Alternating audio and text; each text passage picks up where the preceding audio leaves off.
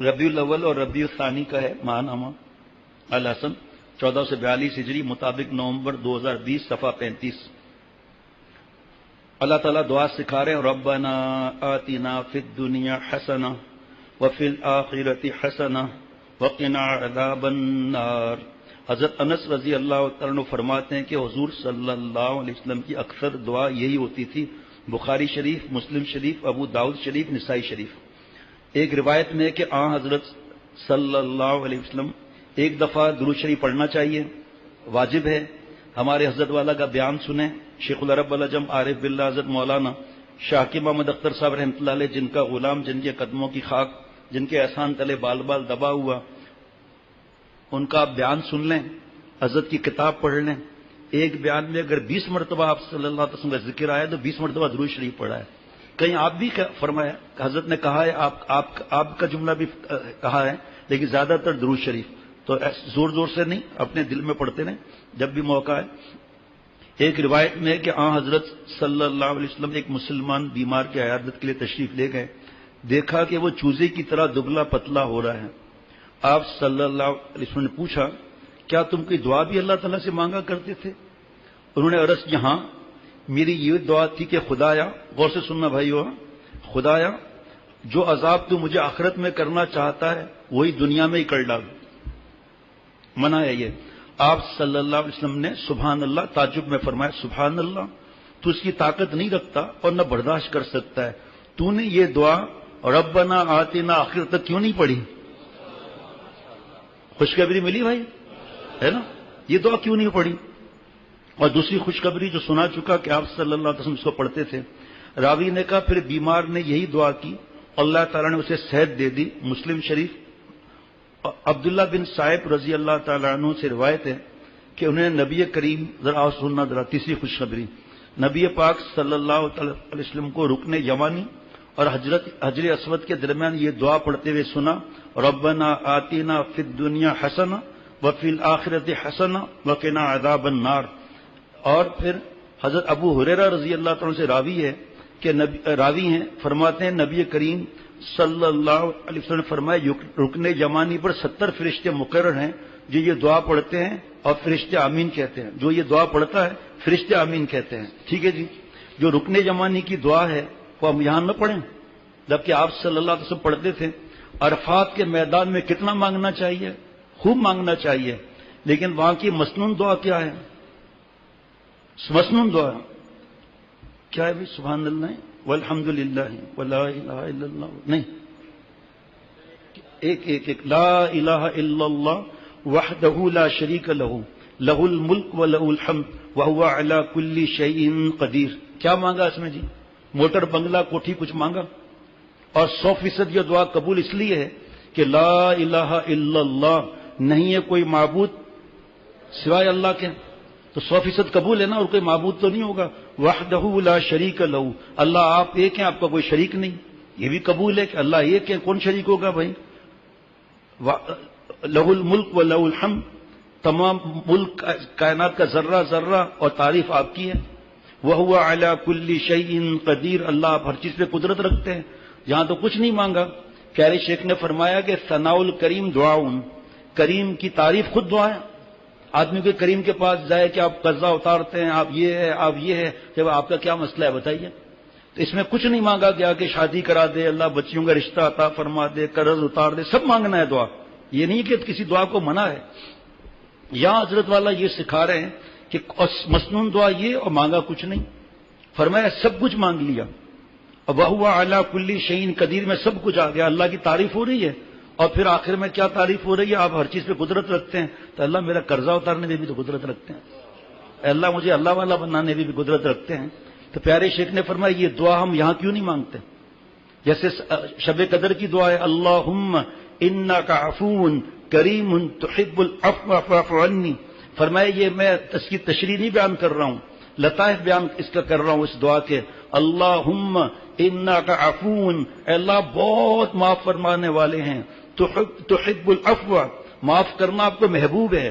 ایک روایت میں کریم ہے، کریم آپ کریم ہیں، اور جب کریم آئے نا، یا ایھا الانسان ما غرک بربک الکریم، اے انسان تجھے کس بات نے ایسے کریم رب سے غفلت میں رکھا ہوا ہے۔ کریم کا مطلب جو بغیر مانگے دے، بغیر استحقاق کے دے، جس کے خزانے کے ختم ہونے کا خوف نہ ہو، جو ہماری تمناؤں سے بڑھ کر عطا فرمائے۔ ایک شخص غریب کسی کریم کے پاس گیا کہ سنا ہے کہ شہد میں شفا ہے، آپ کریم ہیں، مجھے شہد دے دیں گے بوتل میں؟ چھوٹی بوتل تھی۔ پیارے شیخ فرماتے اس نے اشارہ کیا، مشق کو ہمارے نوجوان نہیں سمجھیں گے، 20 لیٹر مشق کے سامنے آدھا ہے، 20 لیٹر کا کین لا کر دے دیا شہد کا۔ وہ غریب رونے لگا کہ میں نے تو آپ سے بوتل مانگی تھی۔ کہا آپ نے مانگا اپنے مزاج سے، میں نے دیا اپنے مزاج سے، تو اللہ تعالیٰ کریم ہے، وہ کس مزاج سے نہ دیں گے؟ اللہم انک عفو کریم۔ جب ہم یہ کریم پڑھ لیں نا تو دعا آ جائے ذہن میں کہ اللہ بغیر استحقاق کے دیتے ہیں، بغیر مانگے دیتے ہیں، اللہ کے خزانے کے ختم ہونے کا خوف نہیں، اور اللہ ہماری تمناؤں سے بڑھ کر دے دیں، دعا میں مزہ آ جائے گا۔ حافظ ڈاکٹر شفقت چھوٹے بھائی نے مجھے بتایا کہ مفتی صاحبان محمود صاحب رحمۃ اللہ علیہ فرماتے تھے جتنی دعائیں ہیں نا یہ پڑھنی نہیں ہے، مانگنی ہے۔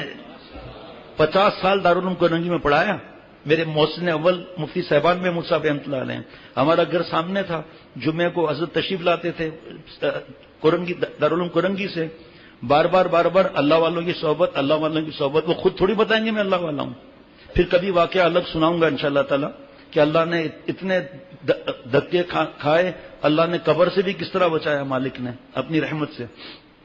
پھر اللہ نے شیخ العرب والعجم عارف باللہ حضرت مولانا شاہ حکیم محمد اختر صاحب رحمۃ اللہ علیہ سے جوڑا، حالانکہ کتنے اور لوگ اللہ والے تھے اور ہیں بھی، دل میں آتا ہے اللہ آپ نے جوڑا بھی تو کس سے جوڑا؟ واہ جی واہ، کیا عرض کریں بھائی، جوڑا بھی تو کس سے جوڑا، کیسے اللہ شکر ادا کر سکتے ہیں۔ بہرحال تو دعا یہ مانگنی ہے ہم نے، اللہم انک عفو کریم تحب العفو، اے اللہ معاف کرنا آپ کا محبوب عمل ہے، فاعف عنی۔ اب سنی حضرت کی تشریح، یا اللہ کوئی اگر ہرن کا شکاری ہے اور ہرن سامنے آ جائے کتنا خوش ہوگا، مچھلی کا شکاری یا مچھلی جال میں پھنس جائے کتنا خوش ہوگا۔ اے اللہ ہم نے آج صلی اللہ علیہ وسلم کے ذریعے سنا کہ معاف کرنا آپ محبوب ہے، آپ کا مشغلہ محبوب مشغلہ ہے معاف کرنا، تو اللہ آپ کے محبوب مشغلے کے لیے کچھ چاہیے نا، تو ہم گناہوں کی گٹھلیاں لے کر آئے ہیں، اس کو فائر کر کے ختم کر دیجیے۔ اللہم انک عفو کریم تحب العفو فاعف عنی، فاعف عنا جب ساتھ سب کے لیے دعا ہوگی جب، تو یہ دعا ربنا آتنا فی الدنیا حسنہ وفی الآخرۃ حسنہ وقنا عذاب النار۔ اب سنیے، اور ایک بات کہتا جاؤں گا کہ جب وہ انعامات میں پڑھوں گا نا تفسیر روح المعانی کے، تو کل یا پرسوں جب میں نے پڑھا تھا تو میں نے دوستوں سے کہا تھا کہ بھائی ہر انعام پر ماشاءاللہ تو سبحان اللہ ہونا چاہیے نا بھائی، تو پتہ تو چلے کہ مزہ آ رہا ہے۔ خزائن القرآن صفحہ نمبر 104 107 شیخ العرب والعجم کا ہے، جو حضرت کے بیانات میں سے جو حضرت نے قرآن پاک کے خزائن فرمائے تھے، سورہ بقرہ آیت نمبر 201۔ اور بھائیو اور دوستو ذرا مہربانی کر کے خوش بھی ہوتے جانا اور دعائیں بھی دیتے جانا ہم اپنے بزرگوں کو۔ وَمِنْهُمْ مَنْ يَقُولُ رَبَّنَا آتِنَا فِي الدُّنْيَا حَسَنَةً وَفِي الْآخِرَةِ حَسَنَةً وَفِي الْآخِرَةِ حَسَنَةً وَقِنَا عَذَابَ النَّارِ۔ اور بعض آدمی جو کہ مومن ہیں ایسے ہیں جو کہتے ہیں کہ اے ہمارے پروردگار ہم کو دنیا میں بھی بہتری عنایت کیجیے اور آخرت میں بھی بہتری دیجیے اور ہم کو عذاب دوزخ سے بچائیے۔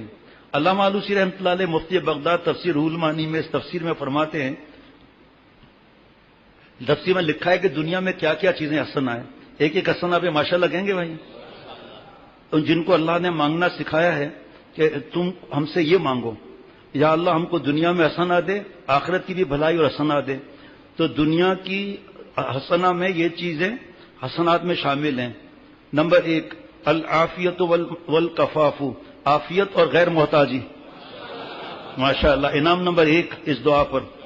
دوسرا تو زیادہ جوش میں کنوارے کہیں گے آمین، ماشاءاللہ کہیں گے۔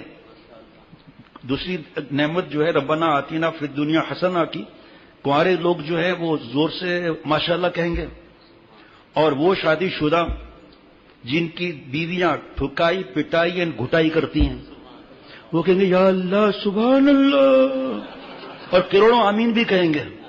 سنیے آپ، ایک ہو گئی عافیت اور غیر محتاجی، نمبر 2 المرأۃ الصالحہ، نیک بیوی، دیکھا کیسے آواز گونجی جناب۔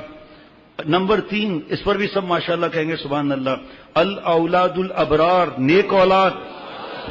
اگر بیوی گڑبڑ والی ہے ٹھیک ہو جائے گی، اور اگر اولاد گڑبڑ والا ہو جائے گا دعا کی برکت سے وہ بھی ٹھیک ہو جائے گا ماشاءاللہ، فرما بردار ہو جائے گا، پھر ہم امام المتقین ہوں گے، امام الفاسقین نہیں ہوں گے، ہے جی۔ وہ دعا اس کی دیر لگ جائے گی اس دعا میں نا، وہ موجود ہے اس وقت یہیں پر دعا، ربنا لا تزغ قلوبنا، نہیں، ربنا هب لنا من ازواجنا وذرياتنا قرة اعين واجعلنا للمتقين اماما۔ اے اللہ فاسقوں کا امام بن کر آنے میں مزہ نہیں ہے، اب میں آپ کے پیاروں کا امام بن کر آؤں، امام المتقین امام العاشقین ہو کر آؤں، ہے جی۔ تو اولاد نیک ہو جائے گی۔ کسی نے کہا حضرت میری بیوی جو ہے وہ بہت کٹ کٹ کرنے والی ہے، اب کیا ہوگا؟ فرمایا دعا مانگ، نیک ہو جائے گی۔ کوئی خاتون پوچھتی ہے کہ ہمارا تو ادھر ذکر ہی نہیں ہے، ارے بھائی اس دعا کی برکت سے شوہر نیک ہو جائے گا، ہے جی ماشاءاللہ۔ پاجامہ والی حرکتیں اللہ کی محبت میں بدل جائیں گی۔ نمبر 4 ایسا کہیں گے ماشاءاللہ، المال الصالح، حلال روزی حلال مال، ماشاءاللہ۔ العلم والعبادہ، دین کا علم حاصل ہونا اور اس پر عمل، یعنی کہ توفیق عبادت، ماشاءاللہ۔ تھکنا نہیں، اللہ کے انعامات ایسے ہیں کہ آدمی تھک جائے گا، بھائی سیدھی سی بات ہے نا، کوئی انعامات کو گن بھی نہیں سکتا اور تھک جائیں گے، لیکن یہ انعامات 10 ہیں، اس لیے تھکنا نہیں۔ العلم والعبادہ، دین کا علم حاصل ہونا اور اس پر عمل یعنی توفیق عبادت۔ نمبر 6 دعا 3 سلور آگے نہیں آتا، نمبر 6 ہے جی، نمبر 6 تکابو 7 تکابو 8 تکابو 9 تکابو 10 دعا ہے جی۔ نمبر 6 ثناء الخلق، مخلوق میں تعریف اور نیک نامی، اللہ کی ستاریت کی چادر آ جائے گی، اللہ عیب چھپا دیں گے۔ الصحت والکفایہ، صحت اور کفایت، ماشاءاللہ۔ نمبر 8 النصرۃ علی الاعداء، دشمنوں کے مقابلے میں اللہ تعالیٰ کی مدد، ماشاءاللہ۔ نمبر 9 واہ واہ واہ والفہم فی کتاب اللہ، کتاب اللہ کی فہم۔ نمبر 10 صحبت صالحین، جناب اللہ تعالیٰ کا احسان ہے جس رب نے مجھے اتنے نیک لوگوں میں بیٹھنے کی توفیق عطا فرمائی۔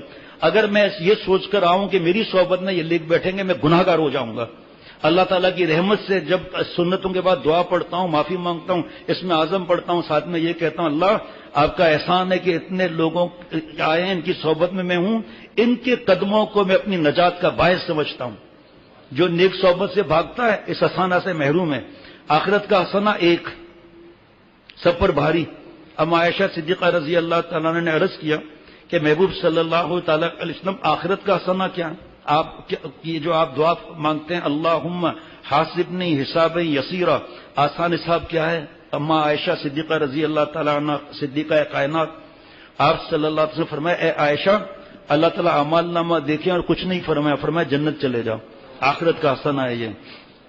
روح المعانی جلد نمبر 2 صفحہ نمبر 91، اور حضرت کا واضح ہے نور ہدایت اس کی علامات حصہ نمبر 2 صفحہ نمبر 10۔ اب آ جائیے تھوڑا تفصیل اس کی، تھوڑا سا زیادہ نہیں۔ اب حسنہ کی 7 تفسیر روح المعانی سے پیش کرتا ہوں۔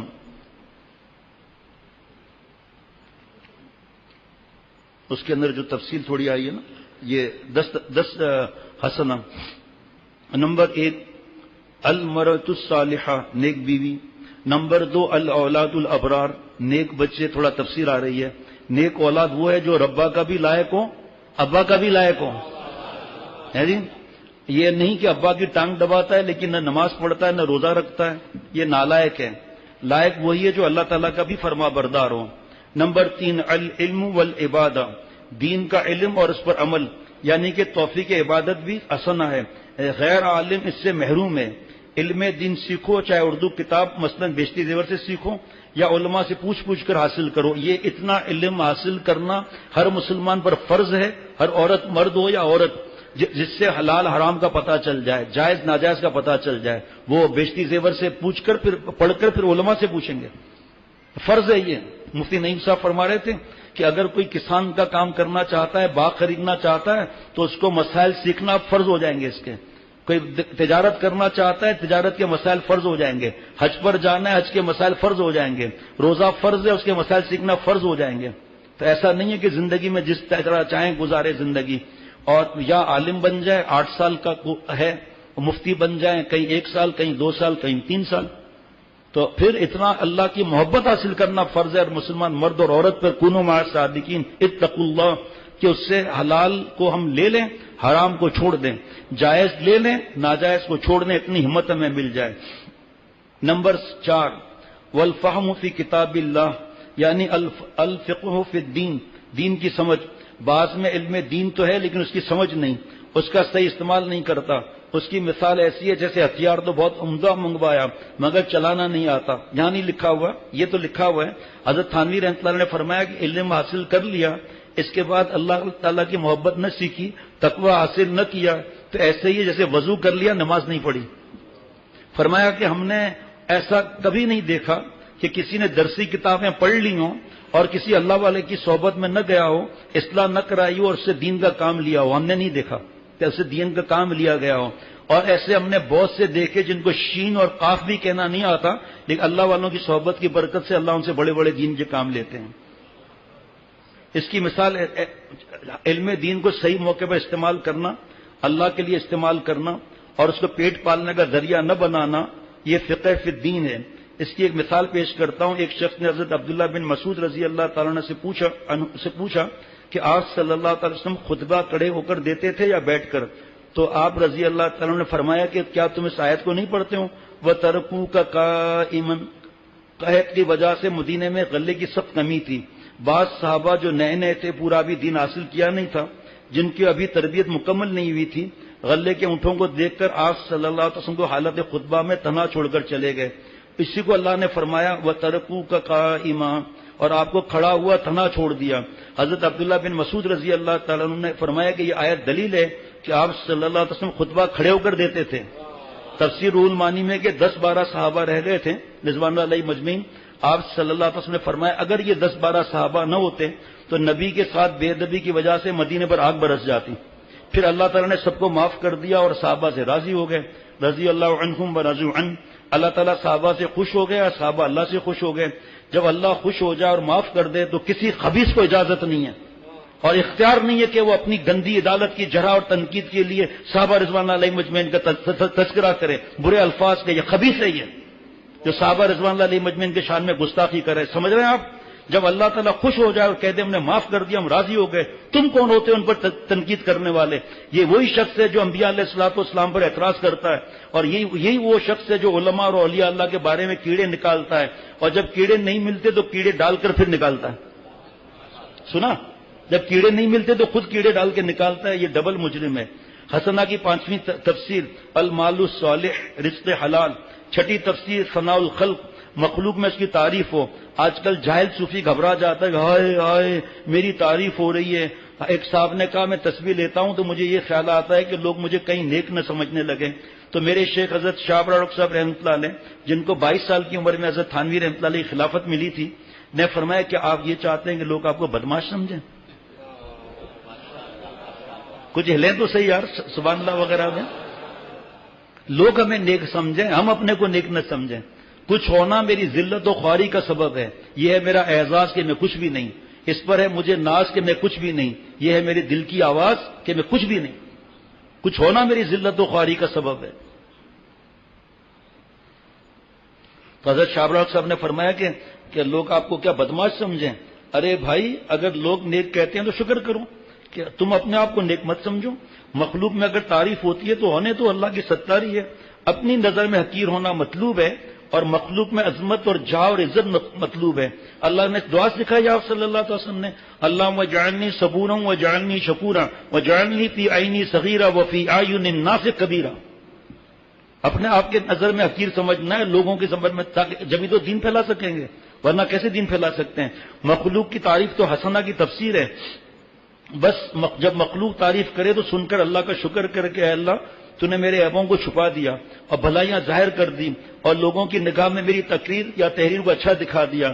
ایسے وقت میں شکر کرنے سے تکبر سے بچ جائے گا، کیونکہ تکبر سبب بود دوری ہے اور اللہ سے دوری کا سبب ہے، اور شکر سبب قرب ہے، اللہ سے قرب کا سبب ہے، اور سبب قرب اور سبب بود میں تضاد ہے، اجتماع ضدین محال ہے.